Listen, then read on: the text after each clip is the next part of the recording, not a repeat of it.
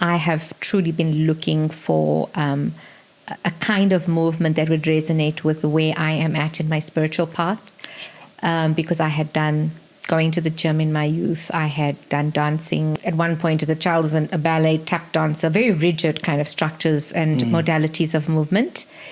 And I had done Bikram yoga in my 20s and 30s and hatha yoga throughout. And what I found is that even the yoga, for some reason at a certain point, wasn't resonating. Yeah, it actually in one instance caused more injury than good. So it has to be safe in how they move. The topic of when we are looking for a form of exercise, whether it's to have a better body, lose fat, use it as a form of de-stressing or helping you to balance your emotions, calm you. Where I can remember vividly running around my kids' school every morning with the headphones blaring Madonna. This is how it was done, right? I think it's still done like that because I see people with the headphones just, kind of. And if it's not that, then it's running and thinking, what do I have to do as soon as I get into the office? Or what am I going to cook for dinner? Your mind is so active with the stuff of the doing of life, of busyness, right? Yeah. That we aren't really present while we are exercising. And I think I always liked yoga because it was a mind, body, soul experience, not just sweating, and losing the weight and feeling physically good and feeling the vitality that exercise can give you. And now I have a different thing that I do, which I'll share with you at the end. But I just think your own journey with your body and your relationship with karate, kung fu, now Tai Chi, Qigong, it's all so impressive for me because there's an interesting thing that I feel you have to teach all of us about. You've obviously gravitated towards those modalities for a reason, knowingly or unknowingly. And they're deeply conscious movement arts. The things you say about yoga and Tai Chi they're actually very similar in what they hope to achieve. Right. They're just two very different methods of getting to the same point. Right.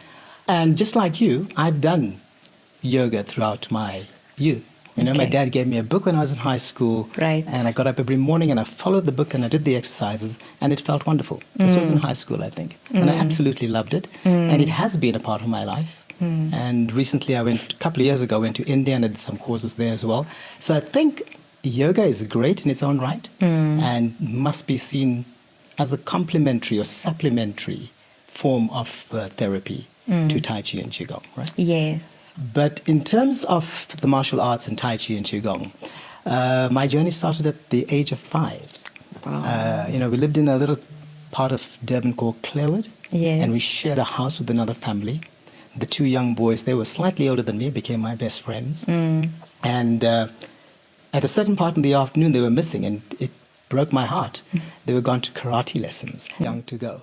So my dad pleaded with the instructor there, please let my son come, just let him sit. Oh, that's precious. If he can't do the thing, but he has to be with his friends. And so that's how that started. What a beautiful gift. Loved it, yes. Somebody was instrumental in making that happen. Yes.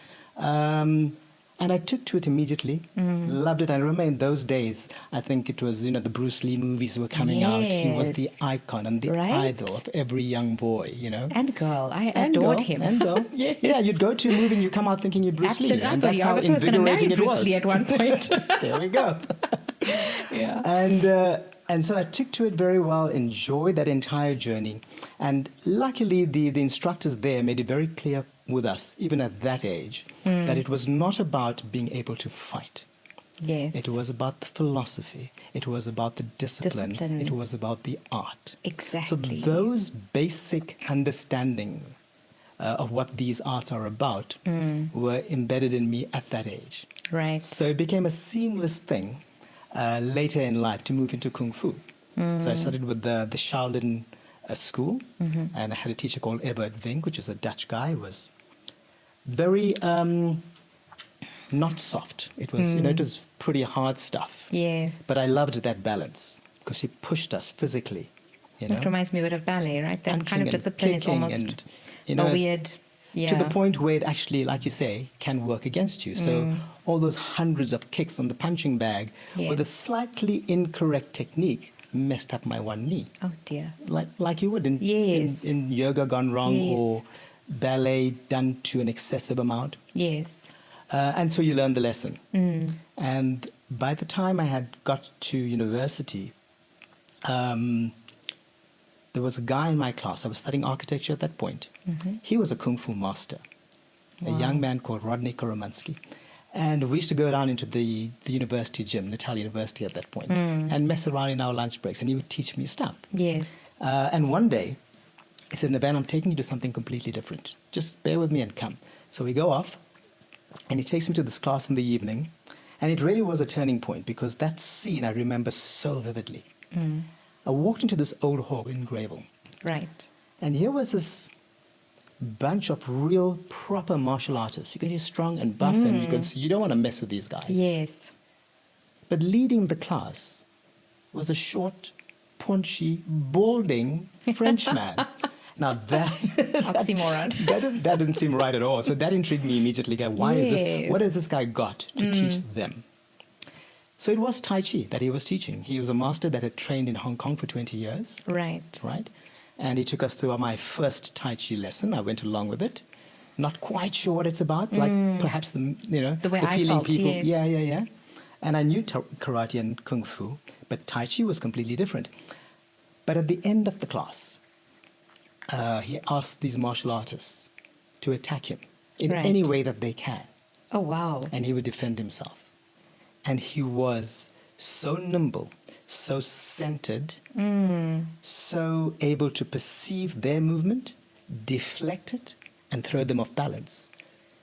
That is so there was impressive. something so magical about it. Absolutely. So That's for the a stuff young of man, the Bruce Lee movies, isn't right? it? But effortless, seamless. And so that was like, okay, there is something quite beautiful and Powerful. Silently about powerful. this slow, somewhat boring-looking movement for me. Then I was a young guy, Yes, right? of course. And of young course. people want the fast stuff. Correct. And I don't blame young people now looking at Tai Chi and thinking, It's a little slow for me. when I get right? older, I You get know? that sometimes. When I get older, I'll do that. That's so interesting. But the idea of slow and fast is very Yes. interesting, because Yes. the Chinese believe that if you can do something properly, slowly, Yes. to do it fast, it's far more efficient.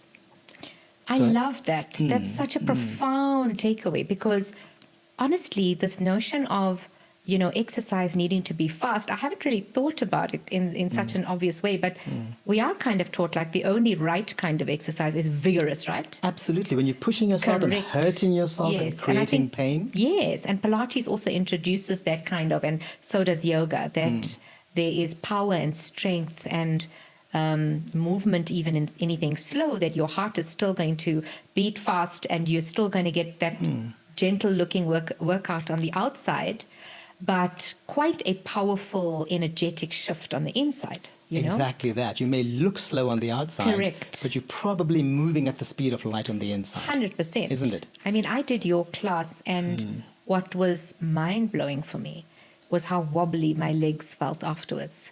I mean, shaky wobbly, as if I had gone to the gym and had like a full circuit workout.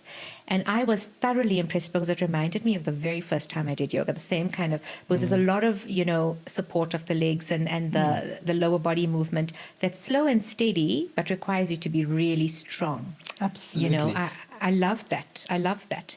And what I also appreciated about it, because I meditate so much, I think that was the sealer for me. Yeah. Because I do a lot of transcendental meditation. To be able to merge, and I know with yoga you wouldn't necessarily do it, or at least I didn't at that time, necessarily meditate during the postures. You'd meditate maybe if you're doing, savasana, or at the end, have your Sure, lie down and kind of, sure. then you'd leave your body and travel the clouds and what have you. But this was something else. Because there was one posture that you did, I can't remember what it was called, something to do with the cloud, which, let me tell you, Navan, I left my body. I was not even in that class. Nobody else was around me. I was physically floating, and I thought, what magic is this? Absolutely. And I think, you're very attuned to energy movements and Yes, shifts. So yes. you glided into it very easily. Yes. And it would differ from person to person. Of course. But most people, even novices who haven't had any kind of energy work before, Have that. from my experience in these classes, Right. there are certain movements that move them and shifts them into an energetic space very easily. I love that. Right? And this whole concept of, with yoga, you said it's right, it's separate postures and then meditation. Tai Chi is sometimes referred to as meditation in motion. Yes. Or meditation in movement. Yes. Right? And for those who are challenged to sit and do nothing and think nothing, which most people find very difficult to do, right? Mindfulness, yes. As a process to As a meditation, practice, right? Tai Chi has a little trick around it, I think, and the Qigong. Because it persuades to focus so intently on what's happening to the body externally and physically as it's moving. Yes. Where your balance is and what's kind of happening internally as your energy shifts. Your mind is so occupied with that. Precisely. That you can't think of anything else. Because the moment you think of something else, you lose this. Correct. Right? Correct. So, in that sense, because you are separate to what your normal mind is doing, it becomes a form of meditation. They will say if you want to elevate in your meditation journey and get to that state where, and it's impossible to have no thoughts whatsoever. I mean, we understand that we're human. Sure. But I think the key for me is really about being present. And when you allow yourself to be fully immersed in the presence of this moment, then you're able to transcend the body, which is actually, for me, my kind of method of getting there. And whether you are concentrating on your breath or in this case, focusing on movement, both acts force you to be in the present. Yes, and in this case, it's both. Exactly. It's breathing and movement. With movement 100%. synchronized. You might do yoga in a class with music and have your meditational moments, but for me, it just, for some reason, it could have been my age, it could have been where I was at in that process, but I wasn't able to transcend in a class setting. If I did yoga on my own in my garden, yes. Yeah. But I think in a group setting, with focusing more on instruction and the rules of lifting your butt and pointing this, and you kind of, it somehow tends to become like a dance class in a way, and then you are more kind of focused on getting it right and not humiliating yourself. Yes. And less focused on the art and the magic of what's taking place through the movements. You'll ebb and flow in and out of that. I felt, in particular also, I think it boils down to the art of the instructors also, being able to hold that space for a group, and some differ to others. I've been doing Tai Chi and Qigong for many years. And I've been teaching it sporadically over the years to friends and family. And I'm really putting a lot of effort into teaching it. And that's an art in itself. It is an art. So I'm glad you say there was something happening there. Art. But I do think I'm getting better at it. Of course, teachers learn all the time. Yes. So I'm forever the student, of Tai Chi and Qigong. I'd like to think that I learn with my students, right? And if somebody's coming to my class for the first time, can I have a positive experience? Then I think I'm on the right track. As the practice deepens, there's a lot more going on. In my early 30s, when I was doing yoga and I was in a class and I was doing my first back bend. And as I did it, and I remember, coming back up from it, first it was quite a tricky thing to do. Yeah. It's not the easiest posture in the world. But I did the back bend on my knees, meant to open your heart chakra, which I didn't even fully understand, the nuance of the energy shifting that was taking place in that moment. But what happened to me was I came back up with tears gushing down my face. And couldn't even, I was so rattled that I couldn't even get any other posture after. I was just a ball of hot mess at that point. I couldn't finish right? Correct. And I went into my car and I just sobbed. And it was somewhat traumatizing because I wasn't expecting that experience, going there for exercise, right? Yeah. Want that great body, And this just floored me because at that point, I don't think I was mindful enough about the true power of yoga or practices like Tai Chi, which really involve shifting energy in your body. And there's such a flow and such a change happening through the movement that it will heal you. It will heal things like emotional trauma and physical ailments and all kinds of things at a deeper level that you might not necessarily anticipate. And I always say now, when I do these movements a lot more consciously and mindfully, I'm almost like I am ready to embrace whatever shift this body needs to go through to teach me? Because that was a hugely learning moment where your body can become your teacher. Yeah, I think, nowadays, this idea of holistic exercise and mindful exercise, it's being spoken about like it's something new. It's ancient. Yes, exactly. It's ancient. Because it's ancient and it's natural. Yes. Because the body was seen as a whole. Correct. And when you attended to it, the ancients thought about it in that way. Everything was connected, right? And then Western exercise took us to strengthening your muscles, cardiovascular. It separated things, put things in different boxes, worked with different parts of the body separately. Yes. And that in itself, I think, works against the health of the body. Absolutely. Right? So I want to talk about something that, so we're talking about emotional release in the body and so forth. Yes. One thing that Tai Chi and even yoga, to great extent, has been very involved with is an understanding of the fascia. Yes. Right? Or connective tissue. Yes. And in Western medicine, up to very recently, they never understood its purpose, especially not its deeper meaning. Yes. Right? So I don't know what your understanding of fascia and connective tissue is. I've actually had a fascia expert on this Conscious so Convo you know podcast. all about it, right? I'm inducted now. You see. Yes. So I mean, it's the stuff that holds the body together. Absolutely. Right? Yes. It's the network that transcends every That organ, every yes. bone, every cell, right? So it has reach in the body. Exactly. Right? And Tai Chi and Qigong, they're very concerned with the health of the fascia.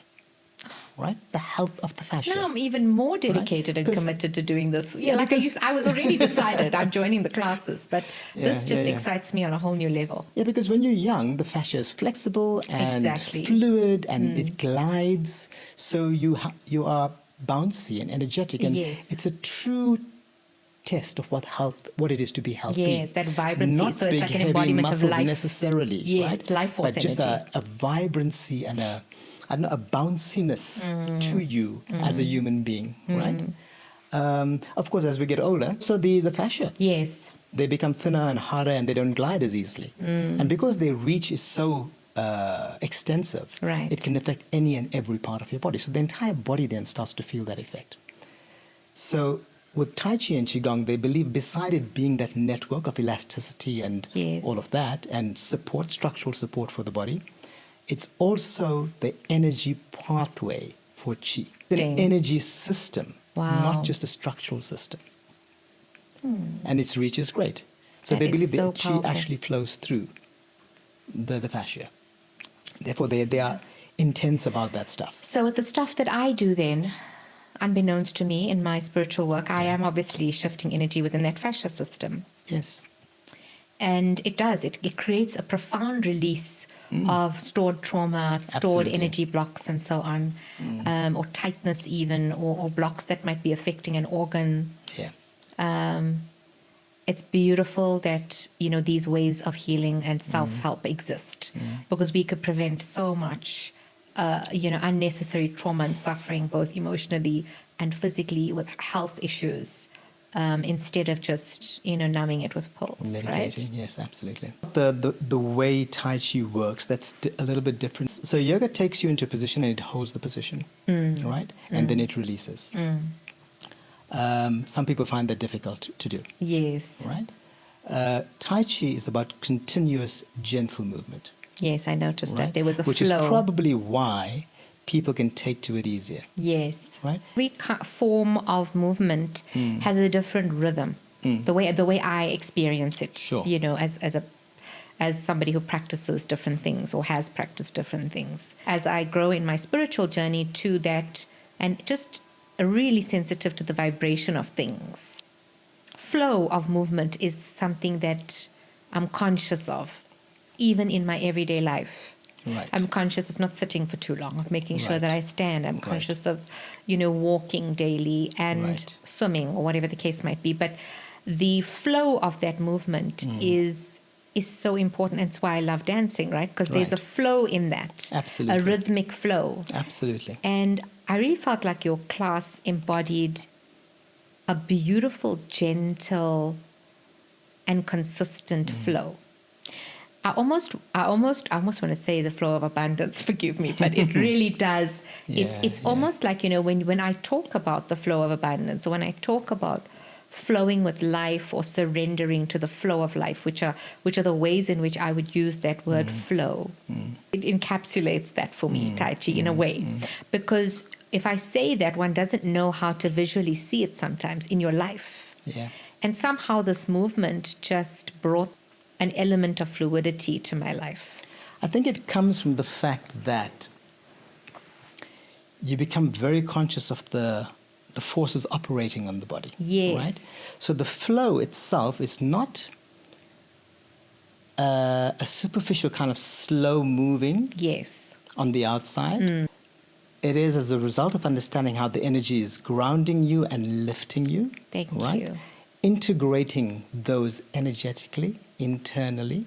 Yes. And when those start to kind of communicate with each other, the smoothness and the slowness and what you call the flow is triggered from the inside out. And you can see it when a master moves with a Tai Chi sequence. Yes. It is a sight to behold. It's really beautiful. Absolutely. And you can't imitate it by just going slowly. Yes. It's no, many it's a layers holistic, deeper. yes, Yeah, absolutely. And I could see that.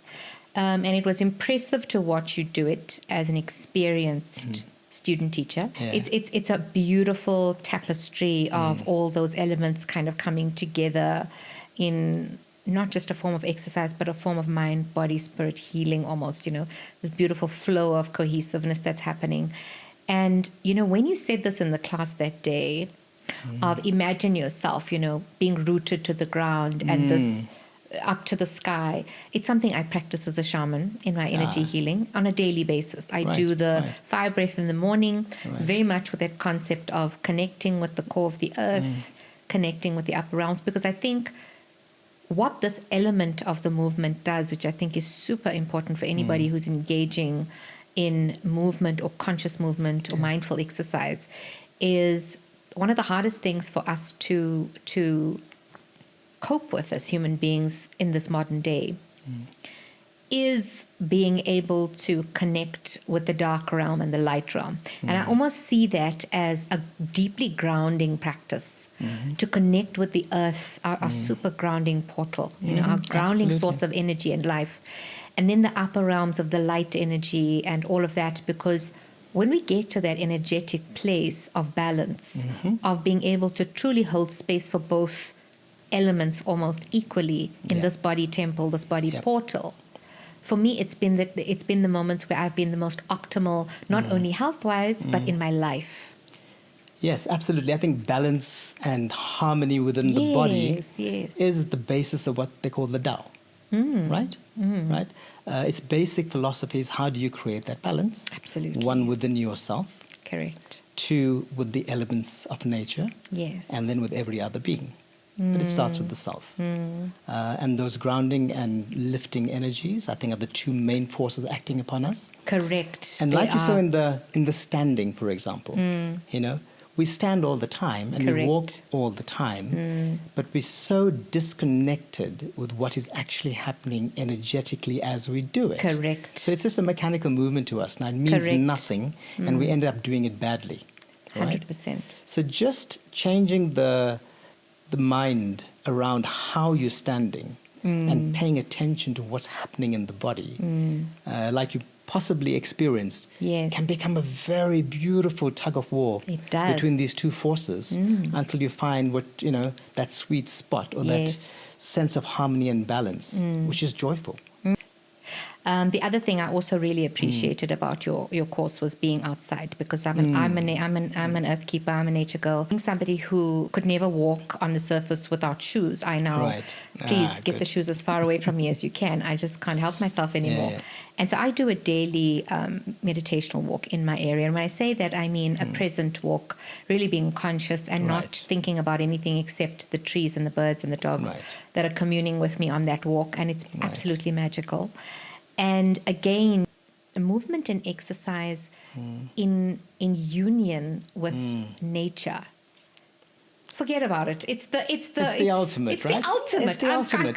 I Because can't think of anything more elating or more joyous. Take that over a club or a bar any day. any day, and I got to tell you, I mean, I practice smile Gorgeous. morning, my personal practice. Oh, beautiful. And you're surrounded by Yes, these right?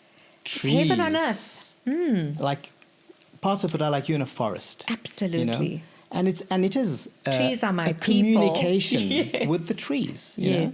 Yes. And you're feeding off that energy. The chi that we talk about Yes. is in the trees. They're giving it Correct. off, plus the oxygen. They are It's such in the beautiful air. beings. And you can distinctly feel how everything changes in you. Correct. If you're doing it in that setting, Correct. as opposed to doing it in a little studio. How you want to exercise and how you want to find your kind of movement, your kind of form of physical release, because disintegrated exercise is just not helpful anymore. Not at all. And we really want to be in a space where exercise is not just for shedding weight, not just for looking pretty on the outside. It's for making you feel truly good on the inside, for giving you that sense of balance and peace and stillness and wholeness that we're not getting in the office. We're not getting that in closed spaces. So try to exercise outside if you can.